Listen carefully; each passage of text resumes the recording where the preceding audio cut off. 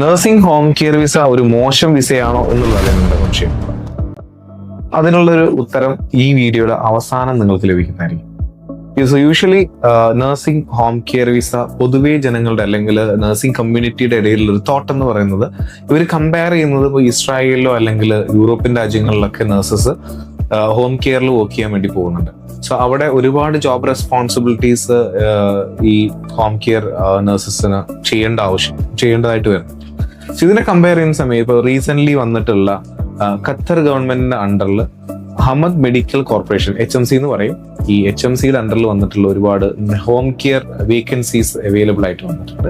So പൊതുവേ nurses കമ്മ്യൂണിറ്റിയുടെ ഇപ്പം GNM കഴിഞ്ഞിട്ടുള്ളവരാണെങ്കിലും BSc നഴ്സിംഗ് കഴിഞ്ഞിട്ടുള്ളവരാണെങ്കിലും പോസ്റ്റ് BSc അല്ലെങ്കിൽ MSc നഴ്സിംഗ് കഴിഞ്ഞിട്ടുള്ളവരാണെങ്കിലും ഇത്തരം ഈ ഖത്തറിന്റെ ഈ ഹോം കെയർ വേക്കൻസീസിലേക്ക് അപ്ലൈ ചെയ്യാനൊരു റിഫ്യൂസ് ചെയ്യുന്ന അല്ലെങ്കിൽ അതിനെ ഒരു അത്രത്തോളം വെൽക്കം ചെയ്യുന്നില്ല ഈ ഒരു വിസയിലേക്ക്.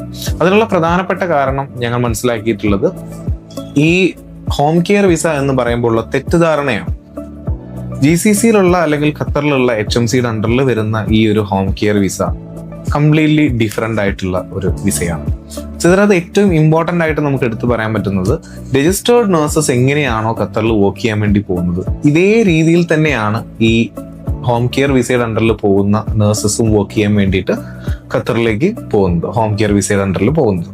ഇവർ HMCയുടെ അണ്ടറിലുള്ള ഹോസ്പിറ്റലിന് അണ്ടറിൽ തന്നെയാണ് വർക്ക് ചെയ്യുന്നത്. ഇവർ 2 വർഷം അവിടെ വർക്ക് ചെയ്ത് കഴിഞ്ഞാൽ അവർക്ക് കിട്ടുന്ന എക്സ്പീരിയൻസ് സർട്ടിഫിക്കറ്റ് രജിസ്റ്റേർഡ് നഴ്സ് എന്ന് പറഞ്ഞ രീതിയിലാണ് അവർക്ക് എക്സ്പീരിയൻസ് സർട്ടിഫിക്കറ്റ് കിട്ടുന്നത്.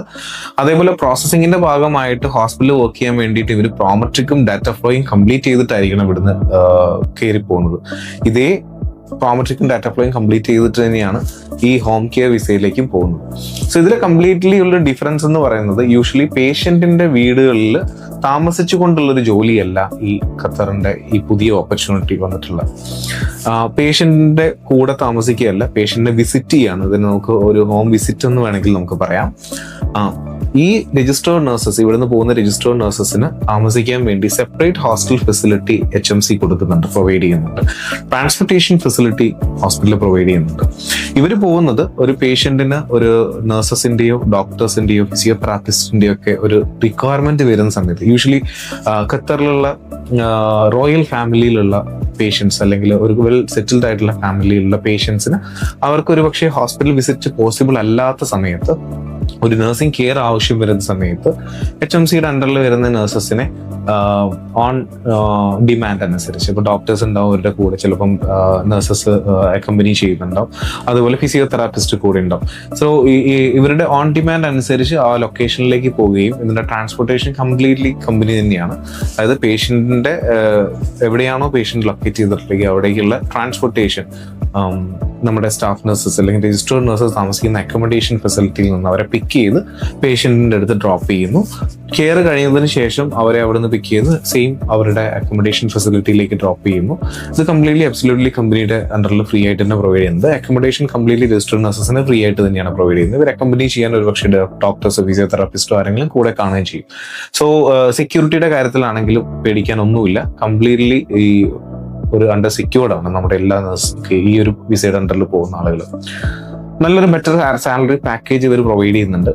സോ കെയറിന്റെ അകത്തോട്ട് കെയറിലേക്ക് വരികയാണെങ്കിൽ പേഷ്യന്റ് എങ്ങനെയാണോ നമ്മളൊരു രജിസ്റ്റേർഡ് നഴ്സ് ഒരു ഹോസ്പിറ്റലിൽ എന്തൊക്കെ കെയർ ആണോ കൊടുക്കേണ്ടത്, ഇതേ കെയർ തന്നെയാണ് അവിടെ പേഷ്യന്റിന് ഓൺ സൈറ്റ് പോയിട്ടും ഇവർ കെയർ കൊടുക്കുന്നത്. എസ്പെഷ്യലി ഇപ്പോൾ മെഡിക്കേഷൻ കൊടുക്കാനുണ്ടെങ്കിൽ മെഡിക്കേഷൻസ് അല്ലെങ്കിൽ മെഡിക്കൽ റെക്കോർഡ്സ് കാര്യങ്ങൾ മെയിൻറ്റെയിൻ ചെയ്യാനുണ്ടെങ്കിൽ അതുപോലെ പേഷ്യൻസിന്റെ ഹെൽത്ത് ചെക്ക് ചെയ്യാൻ വേണ്ടി, ലൈക്ക് ഈ ഡെക്യുബിറ്റസ് അൾസർ അല്ലെങ്കിൽ ബെഡ് സോർ ഒക്കെ ഉണ്ടോ എന്നുള്ള ചെക്ക് ചെയ്യുക. സോ ഇത്തരം കുറച്ച് കാര്യങ്ങളാണ് മെയിൻലി ഈ നഴ്സസിന്റെ ജോബ് റെസ്പോൺസിബിലിറ്റി ആയിട്ട് വരുന്നത്. അതർ ദാൻ ദാറ്റ്, ഇപ്പം NG2 ഫീഡിംഗ് ആണെങ്കിലും അല്ലെങ്കിൽ ബേസിക് കെയർ, ഓറൽ കെയർ, ഇതുപോലുള്ള കാര്യങ്ങൾ കൊടുക്കാൻ വേണ്ടിയിട്ട് അസിസ്റ്റൻസിന് അവിടെ എപ്പോഴും ഒരു അസിസ്റ്റന്റ് നഴ്സ് അവൈലബിൾ ആയിരിക്കും.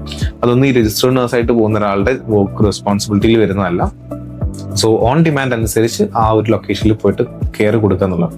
ആൻഡ് കണ്ടീഷൻ, പേഷ്യന്റെ കണ്ടീഷൻ വേഴ്സൺ ആവുകയാണെങ്കിൽ, വൈറ്റൽസ് കാര്യങ്ങളൊക്കെ ചെക്ക് ചെയ്ത് വേഴ്സൺ ആവുകയാണെന്നുണ്ടെങ്കിൽ ഇമീഡിയറ്റ് മെഡിക്കൽ അറ്റൻഷൻ അല്ലെങ്കിൽ പേഷ്യന്റിനെ ഹോസ്പിറ്റലിലേക്ക് ട്രാൻസ്പോർട്ട് ചെയ്യുന്ന സമയത്തും ഈ ഒരു നഴ്സസിന്റെ ആവശ്യം, അവിടെ ട്രാൻസ്പോർട്ടേഷൻ സമയത്ത് ആവശ്യം വരും. സോ ഇത്തരം കാര്യങ്ങളൊക്കെയാണ് ഈ ഒരു HMCയുടെ അണ്ടറിൽ വരുന്ന ഹോം കെയർ നഴ്സസിന്റെ അല്ലെങ്കിൽ നഴ്സസിന്റെ ജോബ് റെസ്പോൺസിബിലിറ്റി ആയിട്ട് വരുന്നത്. ആൻഡ് ഞാൻ നേരത്തെ പറഞ്ഞ പോലെ ഇവർക്ക് കിട്ടുന്ന എക്സ്പീരിയൻസ് 2 years ആണ് വർക്ക് ചെയ്യുന്നതെങ്കിൽ 2 yearsന്റെ എക്സ്പീരിയൻസ് എന്ന് പറഞ്ഞാൽ ഹോസ്പിറ്റൽ എക്സ്പീരിയൻസ് തന്നെയാണ്. സോ ഇതിൽ നമുക്ക് മനസ്സിലാക്കാൻ പറ്റുന്നത് ഈ ഖത്തറിന്റെ അണ്ടറിൽ അല്ലെങ്കിൽ HMCയുടെ അണ്ടറിൽ വരുന്ന ഹോം കെയർ വിസ എന്ന് പറയുന്നത് ഒരിക്കലും ഒരു മോശം വിസയല്ല. സോ രജിസ്റ്റേർഡ് നേഴ്സ് ആയിട്ട് പോകാൻ ആഗ്രഹിക്കുന്ന ഏതൊരാൾക്കും ഡെഫിനറ്റ്ലി കോൺഫിഡൻസോട് കൂടെ ചൂസ് ചെയ്യാൻ പറ്റുന്ന ഒരു വിസ തന്നെയാണ് ഈ ഒരു ഹോം കെയർ വിസ.